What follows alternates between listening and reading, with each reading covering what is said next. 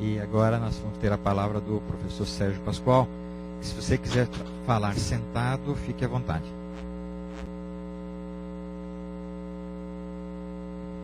Enquanto o Sérgio coloca o PowerPoint dele, eu estou consultando os palestrantes, se nos autorizam publicamente aqui, que nós possamos postar as apresentações de vocês no nosso portal, que isso fique disponível para que todo mundo possa ter acesso. Então, semana que vem, a Beth vai pegar o Edu aqui e copiar os que estão todos aqui no micro, e a gente bota como resultado do seminário, né, como resultado do seminário, a disponibilização das apresentações. Bom dia, então, para todos e para todas. Eu queria agradecer esse convite, espero estar contribuindo, né, a esse seminário. E é uma coisa muito importante que aconteceu, né, esse documento, né, que espero que todos tenham lido, ele é um documento de peso, né, ele é um documento que trouxe, obrigado Pedro, que trouxe, né, um grande diagnóstico, né, e na verdade eu acho que uma contribuição que ele dá além desse diagnóstico é mostrar para todos nós que nós estamos num grande débito com a população idosa. Então, na área da saúde, então, quer dizer, os resultados das nossas políticas, apesar eu que estou em saúde do idoso desde 1988, né, que eu tenho estado dentro da saúde pública, né, na época da Luiz Erundina, e venho desde então em todos os governos, né, perpassando por essas políticas, né, eu tenho visto que a gente avançou até bastante do que tínhamos lá na década de 80, mas ainda nós vamos ter de avançar muito mais até do que a nossa capacidade atual. O envelhecimento está sendo muito mais rápido do que a nossa capacidade de avançar. Então nós vamos ter de aumentar a nossa velocidade de avanço, né? Então o fato do Ministério, né? O Ministério é importante, de vários anos para cá, o Ministério tem dado maior apoio, mas a gente vai precisar avançar muito mais. Então, todas essas políticas que foram colocadas, né, elas têm de se traduzir no município. Isso é muito difícil. Vocês imaginem com o envelhecimento que tem, né, com os recursos que nós temos em mão, né, e com os inúmeros problemas de uma população que está envelhecendo com condição crônica, né, que é outra coisa, com um sistema de saúde que não está adaptado a lidar com condições crônicas, como isso é difícil de o município, né, colocar isso na prática, né? O SUS tem todas as suas diretrizes, seus documentos, o Ministério idem. Cada governo também coloca as suas prioridades, né, as suas políticas, e é lá no município que a gente tem de efetivar, certo? A gente tem as demandas, né? Tem as demandas, mas ali nós vamos ter de operacionalizar, né? Operacionalizar todas as políticas, implantar essa rede de atenção que é complexa, né? São vários níveis, e em todos os níveis a gente tem de dar qualidade de atenção, né? É muito complexo implantar uma rede de atenção, ainda mais em condições crônicas, numa nova modalidade que nós não estamos acostumados no Brasil, tá certo? Então esse modelo de atenção tem que ser diferente, né? E que até nós temos de nos capacitar. Imagina o profissional, né, que está lá na ponta, nesse novo modelo de atenção em condições crônicas. Nós temos de desenhar esse fluxo, né? Além disso, a vigilância do território, e agora a vigilância de condição crônica, né? Não tomou o remédio, não voltou a consulta o diabético, a gente teria de ir atrás, não é só mais aquele que tem uma doença infecciosa. Então, como controlar condições crônicas cuja prevalência é enorme, 80%, 90% da população tem uma condição crônica, e a gente vai ter de aprender a controlar, né? Senão não vai ter efetividade, a gente não vai conseguir o objetivo da política, né? Além disso, regular, né? Fazer com que em cada área, cada local da rede, o idoso possa, né, ser bem atendido, né? E se a cidade é muito grande como São Paulo, como regular isto, né? Imagine se eu tenho um ambulatório em Sapopemba que faz um determinado exame, é o único que faz, eu tenho idosos da cidade inteira, como levar essas pessoas até Sapopemba, por aí vai. Então, o sistema de regulação, a não só regular, mas pensar em ofertar, né, o acesso aos serviços que são regulados. Eu tenho de fazer gestão de pessoal, né? Eu tenho de cumprir metas e prestar contas, né? E eu acho que isso é fundamental. Os municípios, cabe aos municípios propor, inclusive para a política, práticas inovadoras. Isso é fundamental, né? Eu estou dentro do município que é uma megalópole, né? Então, quando a gente olha isso daqui, a grande São Paulo, né? Quando a gente fala isso em alguns outros lugares, todo mundo se espanta, né? Quando a gente olha o município de São Paulo, além da heterogeneidade da velhice, que a Luísa já nos apontou aqui, nós temos uma heterogeneidade na cidade, né? Idoso que mora aqui no centro, né, é totalmente diferente daquele idoso que mora lá na periferia. E eu tenho de adequar toda aquela meta, aquele discurso, aquelas políticas para cá e para lá. E sabendo que eu vou ter de utilizar coisas diferentes, né? Talvez a mesma ferramenta com expressão diferente. Então eu tenho de ter, inclusive, essa maleabilidade. Não é fácil colocar em prática numa cidade tão complexa como esta que nós vivemos, com 11 milhões de habitantes, né? Dos quais 11,9% tem 60 anos ou mais, então mais que a média do Brasil, tá certo? Né? Eu tenho de colocar em prática com dificuldade enorme, né? Numa cidade cujo o transporte e a mobilidade das pessoas é extremamente difícil, né?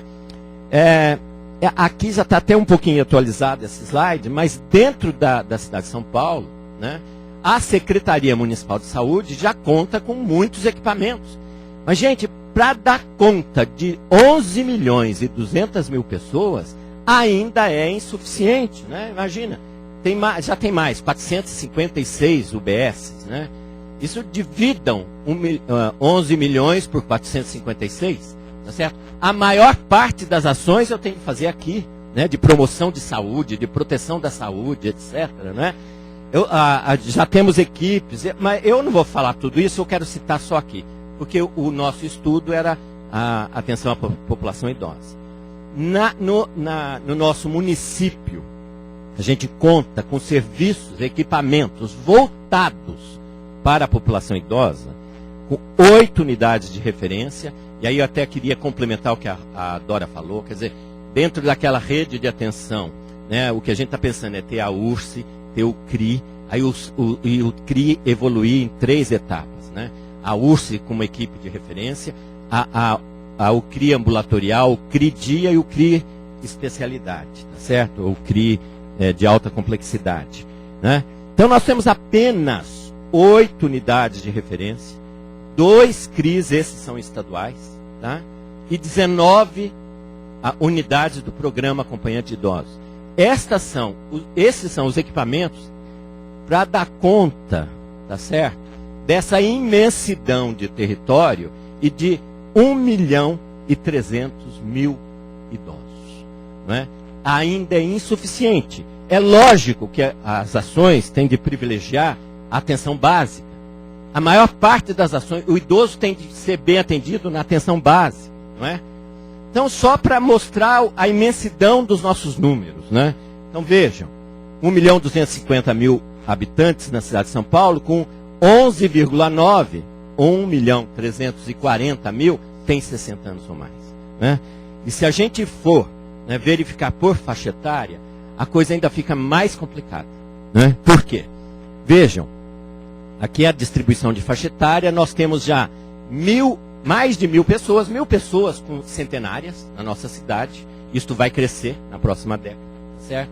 Se vocês olham 75 anos ou mais, 28% dos idosos da cidade de São Paulo tem 75 anos ou mais. É a população mais frágil. É a população que mais vai usar serviços sociais e serviços de saúde. É uma população que eu tenho de ter um olhar especial. É uma população para a qual eu vou te falar como médico, nós ainda não temos estratégias de promoção da saúde para a 4ª idade. Nós precisamos ainda estudar muito para construir as estratégias de promoção de saúde para a 4ª idade. É diferente promover saúde para quem tem 80 anos, mesmo saudável, que mesmo fazendo atividade física com resistência, com exercício resistido, vai ter sarcopenia. Imagine o que não faz, aquele que não consegue fazer atividade física, tá certo? Então, a estratégia Nossa Saúde é muito precária para os 80 anos ou mais.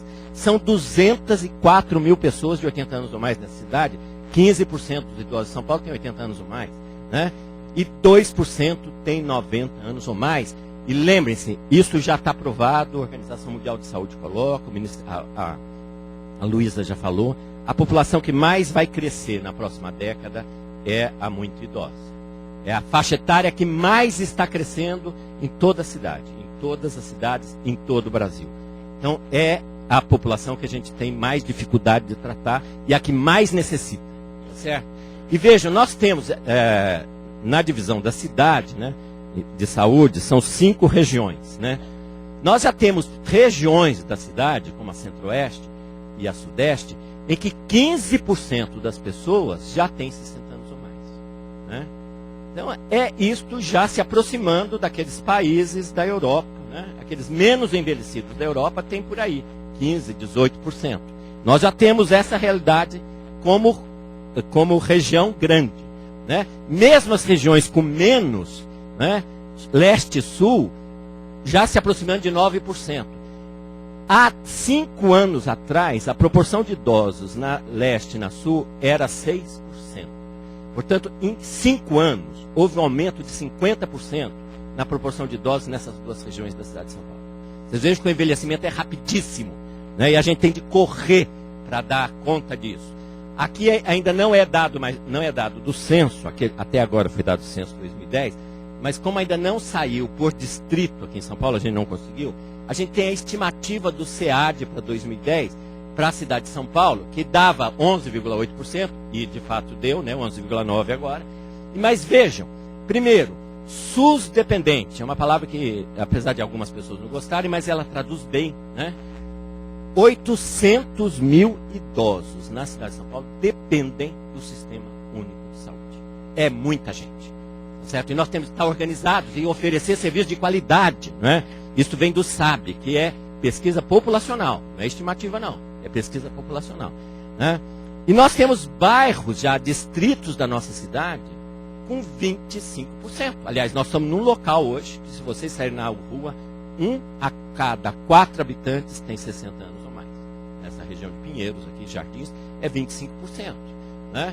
Ao lado de alguns distritos com uma proporção muito pequena, como a Anhanguera, né, cidade Tiradentes, com 4% de idosos.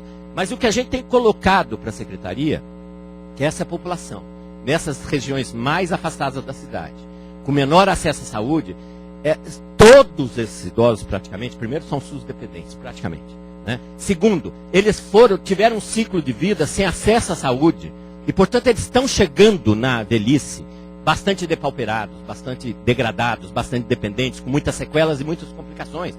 Portanto, nós temos de ter um olhar especial, inclusive, para esses idosos que estão lá na periferia, que não tiveram chance, durante a vida inteira, de cuidar bem da sua saúde, né? Não porque eles não quiseram, certo? E vejam, aqui, novamente, a população de 75 anos e mais, a previsão era 25%, e já é 28%. Tá? Então, isso é muito importante. Além disso, num perfil que já é antigo, mas dá, que o próprio PSF na época, agora é Estratégia de Saúde da Família, antigamente era PSF, né, fez de dependência na cidade de São Paulo, né? Que ele colocou como totalmente dependente? Aquela pessoa que é ou acamada, ou que para ir da cama ou do quarto até o banheiro precisa de 2 pessoas, né? Encontrou na área do PSF, na cidade de São Paulo, em 2003, 17 pessoas totalmente dependentes para cada 10 mil habitantes. Se a gente divide esse número pelo número de UBSs da área do PSF, daria 30, em algumas regiões, né, por região, a 50 pessoas acamadas por uma área de abrangência de UBS padrão. Isso significa um serviço de assistência domiciliar por unidade básica de saúde. Um serviço de assistência domiciliar por unidade. Tá certo? E a maioria dessas pessoas são pessoas idosas. Tá certo? Quando agora é um dado, né, de atendimento de unidades de assistência domiciliar da cidade de São Paulo, né, da Secretaria Municipal. São 11 unidades. Tem outras assistências domiciliares mais ligadas ao hospital, num programa de deshospitalização. Aqui é diferente, não está ligado ao hospital. Então, é assistência domiciliar, vamos dizer que vai cair dentro do decreto, que vai sair, se Deus quiser, rapidinho. Tá certo? Vejam, nós estamos com as 11 unidades atendendo 3.250 pessoas, né? Sendo que 77% dessas pessoas têm 60 anos ou mais. Quer dizer, os usuários de assistência domiciliar, na imensa maioria, idosos. Eu não tenho dúvida disso. Quer dizer, a implementação da assistência domiciliar vai facilitar muito, né, a inclusão de indivíduos idosos bastante dependentes. Além disso, aqui eu fiz de janeiro a junho de 2011, né, porque o estudo vai até 2010, né? Eu consegui os dados desse ano, né, das consultas médicas nos estabelecimentos de saúde da cidade de São Paulo, do SUS, próprios e conveniados, contratados, com idosos, tá certo? Vejam, nós aconteceu de janeiro a julho desse ano, é um dado ainda que vai ter de ser complementado, porque tem até 3 meses, né, para informar. Então nós estamos ainda em agosto, muitos locais ainda vão estar informando mais dados. 1.300.000 consultas. Né? Aí vamos pensar naquela portaria 101. Né? Se eu coloco 1.300.000 em um semestre, dá 2.600.000 consultas. Como eu tenho 1.300.000 idosos, dá 2 consultas médicas por ano.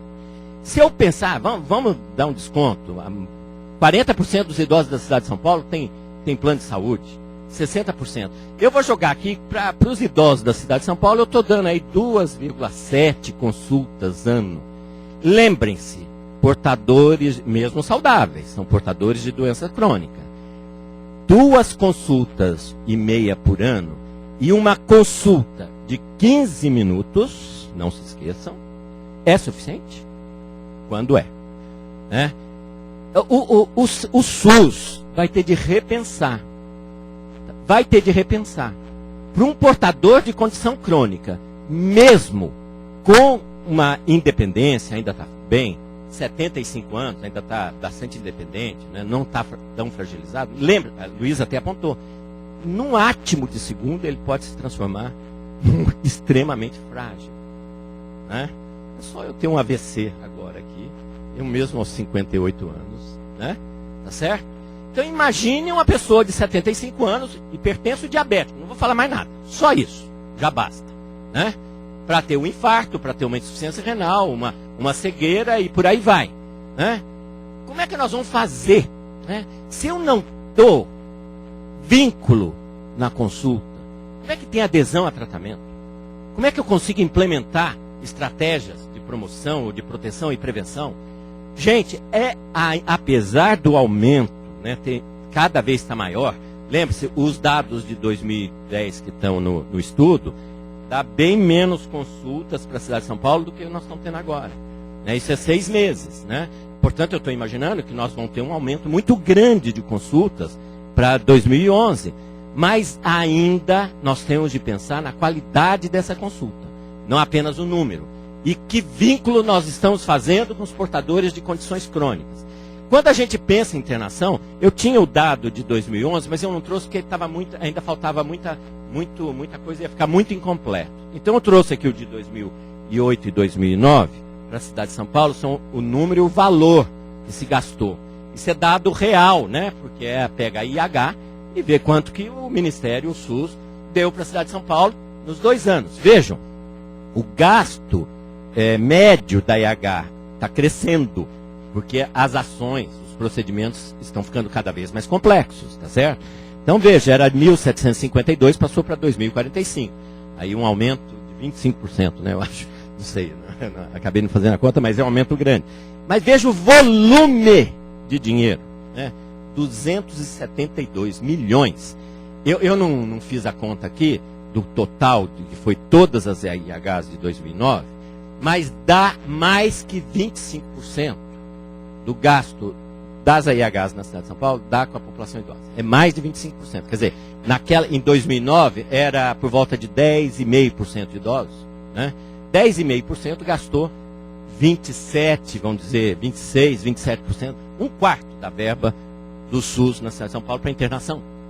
Quer dizer, aí, mais uma coisa, prevenção, promoção de saúde, vamos pensar em estratégias, né? Então é preocupante, né? Por outro lado, a gente tem algumas ações que vão acontecendo e que pouco a pouco têm aparecido, né?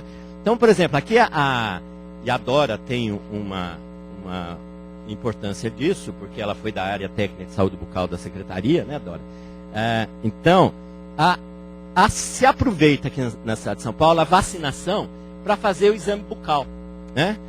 E se detecta, se encaminha, né? Câncer bucal, etc. Né? Vários problemas de saúde bucal, próteses mal adaptadas, etc. Então, olha, 11 mil idosos foram na campanha de vacinação, foi crescendo, né, exponencialmente.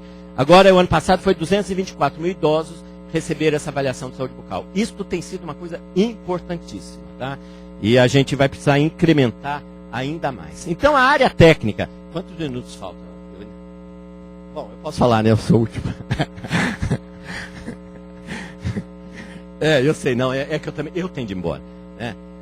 Tá, não, eu não sei se eu vou falar em 10 minutos, mas uns 12. Bom, então a área técnica de saúde da pessoa idosa da Secretaria Municipal de Saúde coloca, assim como tem no Ministério, a questão do envelhecimento ativo é fundamental. Esse novo conceito que a Organização Mundial de Saúde trouxe, não é só envelhecimento saudável, é envelhecimento ativo, que até pega o envelhecimento saudável, né? Mas a questão da autonomia e independência é fundamental. Prevenção, recuperação da saúde, reabilitação, manutenção e melhoria da capacidade funcional. Veja com a capacidade funcional para idoso, ela é o paradigma. É com isso que nós temos de trabalhar, tá certo? E a garantia de permanência no seu próprio meio, nós temos de ter criatividade para ter políticas para garantir que o idoso, mesmo mais dependente, continue perto da sua casa. E o que nós temos hoje, né, na atenção básica, ainda profissionais despreparados, né? E não é culpa dos profissionais, nem do sistema também. Eles não receberam essa formação quando estavam na faculdade, tá certo? E além do que, a Dora já falou, os preconceitos contra a velhice e o medo de envelhecer do próprio profissional. Por que isso é importante? Se eu não quero envelhecer, se eu tenho orgeriza por ser velho, quando chega um velho na minha frente no consultório, eu quero que ele, não quero ser você amanhã. Nós temos de trabalhar esse medo do profissional de envelhecer. Entendeu? Não é só o preconceito que ele tem contra... Muitas vezes o preconceito é porque ele não quer ser velho, né? Ele não quer ter essa pecha, né, de ser velho. E além do que nós temos que trabalhar, que a Dora já falou, isso é próprio da idade, que o sistema de saúde é cruel, né? Isso é omissão, negligência do sistema de saúde. Dizer para o idoso, isso é próprio da idade, pode ir para casa, né? Bom, é da idade. Bom, a gente tem de organizar os serviços nos 3 níveis, né? Sabendo que aqui embaixo que é o grosso da atenção, né? Então, o nível primário, para mim, é o nível prioritário. E já foi falado aqui, a Luísa falou, o Álvaro Escrivão falou, nós não temos geriatra para todo idoso, não adianta, né? Então, é na UBS que nós vamos ter de fazer essa atenção qualificada, primeiro pela proximidade da casa das pessoas, depois pela questão do território. A questão do território e de vigilância é fundamental. Eu conhecer Dona Fulana é muito importante. Conhecer onde Dona Fulana mora e como ela mora é fundamental para eu entender, inclusive, por que ela toma ou não toma o remédio. Portanto, estar próximo da casa dele é muito importante. A UBS é fundamental, né? Eu acho que aqui estão os profissionais mais importantes da atenção à saúde, tá certo? Além disso, eu tenho de resolver aqui a maioria de problemas de saúde que eles trazem. Apesar, aqui tem uma discussão conceitual, tem gente que fala, não é menos complexo, mas quando eu falo de menor complexidade, é num sentido mais clínico, tá certo? Tem de ser resolutiva. Nós temos de fazer promoção e proteção da saúde, prevenção, mas olha aqui, ó, eu coloco isso aqui porque eu sempre enfatizo. Vigilância de condições crônicas. Nós temos de aprender a fazer vigilância de condições crônicas E nesse nível prioritário, até por conta de tudo isso, e eu estou reforçando a necessidade de educação permanente. E nós temos de ter criatividade, usar todas as formas de educação permanente que a gente puder. Né? O ideal é educação em serviço. Né? Que a gente tem conseguido num dos programas da prefeitura, que é o acompanhante do idoso, onde o acompanhante é continuamente suportado pela equipe, tá certo? Para dar conta dos problemas que ele vê lá na conta. E das alterações que de repente acontecem com o idoso. E que ele não sabe resolver, ele traz para a equipe. Então, essa educação permanente dos profissionais tem de ser alvo de prioritário, tá certo? E felizmente esse ano a Secretaria Municipal vai fazer várias capacitações, inclusive com profissionais de nível médio, que era uma coisa que a gente estava querendo há muito tempo. Além disso, a gente precisa organizar a atenção secundária. Né? A necessidade, os idosos têm doença sim, tem sequela e tem complicação, não vamos esconder debaixo do tapete, tá certo? Eu preciso ter um núcleo de atenção integral à saúde do idoso com profissionais capacitados que estudaram o envelhecimento, certo? Então, na verdade, é uma equipe gerontológica, tá certo? Então, é o nível secundário e precisa ser referência, como a própria Luísa já disse, né? Rede básica é a porta de entrada. Tem de ter contra-referência, porque senão eu loto esses locais secundários. Então a gente tem de estar o tempo inteiro, né, em conversa com a atenção básica, com a UBS, o PSF, para que ele depois, feito o diagnóstico, feito o plano de tratamentos, o plano de cuidados, ele seja seguido na sua casa, no local mais próximo.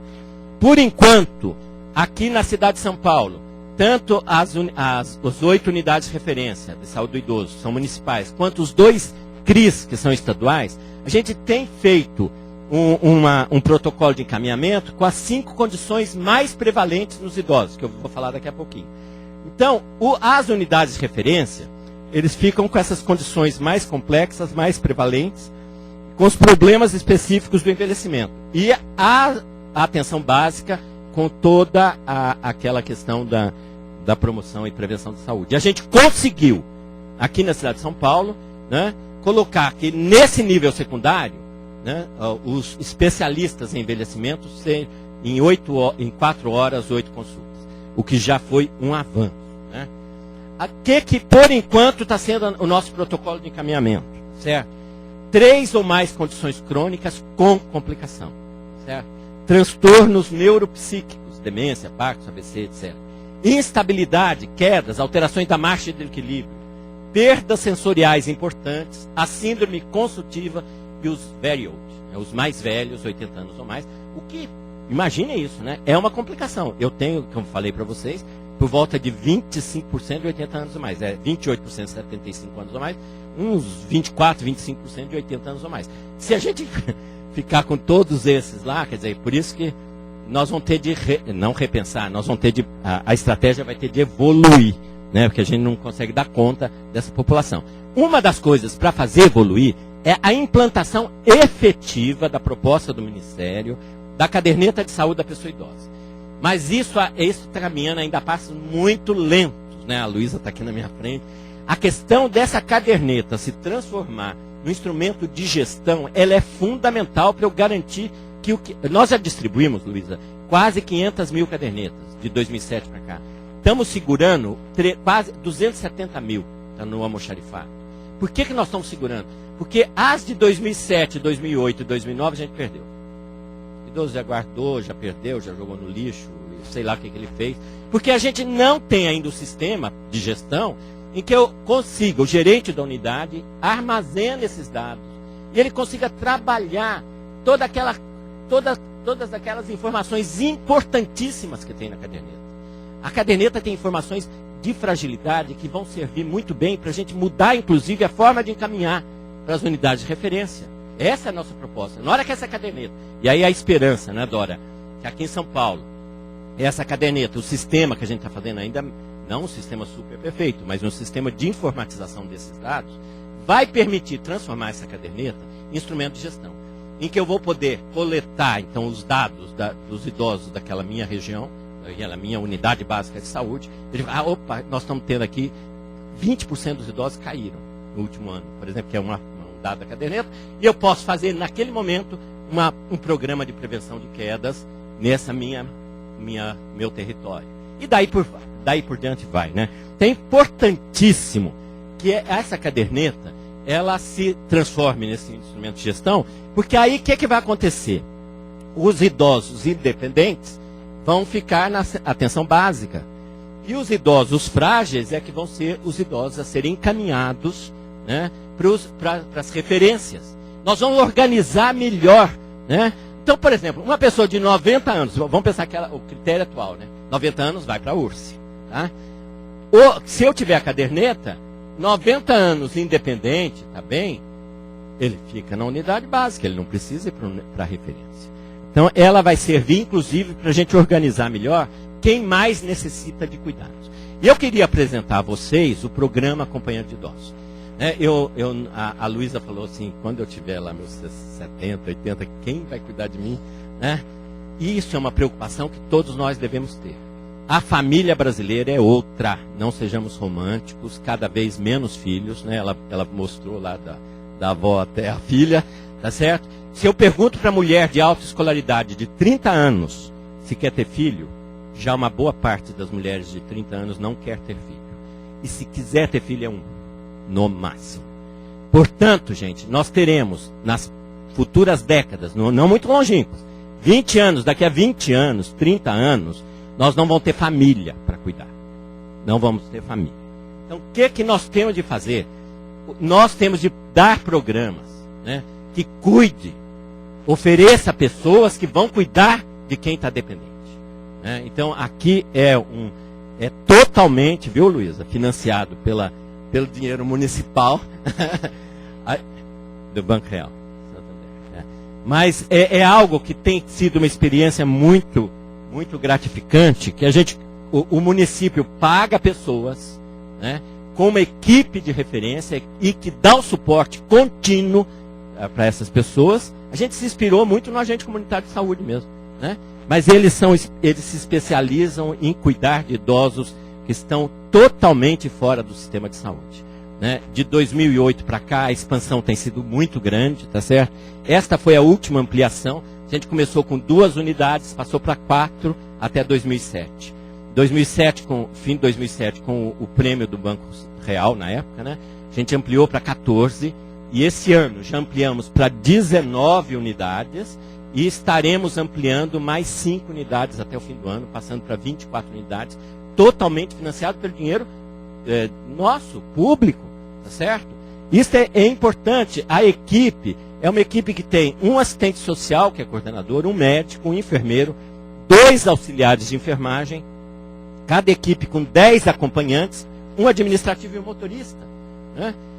Que vão à casa através de um plano de cuidados feito pela equipe, o acompanhante tem de fazer aquele plano de cuidados e a primeira coisa é fazer companhia e depois ajudá-lo nas atividades da vida diária, né? A maioria é dependente, a gente tem um alto grau de dependência entre os usuários do programa. Lembrando a todos, né, que apesar das diferenças que houve na vida, inclusive socioeconômica, quando chega lá nos 80 anos, dependente, a situação pode ficar muito semelhante. Nós fomos criticados em 2008 porque colocamos uma unidade do programa Acompanhante de Idosos no Itaim Bibi. Né? Vocês não querem imaginar o que se descobriu no Itaim Bibi. Com casas muito boas. Mas agora, vivendo ou da pensão ou de uma aposentadoria que não é tão grande, tendo de pagar um plano de saúde que aos 70 anos é impossível de ser pago. Né? Comprar remédio, apesar do SUS dar, mas algumas coisas, né, tem de ser a parte, né? A pessoa não consegue, por exemplo, arrumar a casa, comer direito. Ou porque também está demenciando e está sozinha, não tem família. Tá certo? Portanto, apesar das vidas terem sido diferentes, hoje a realidade é muito semelhante.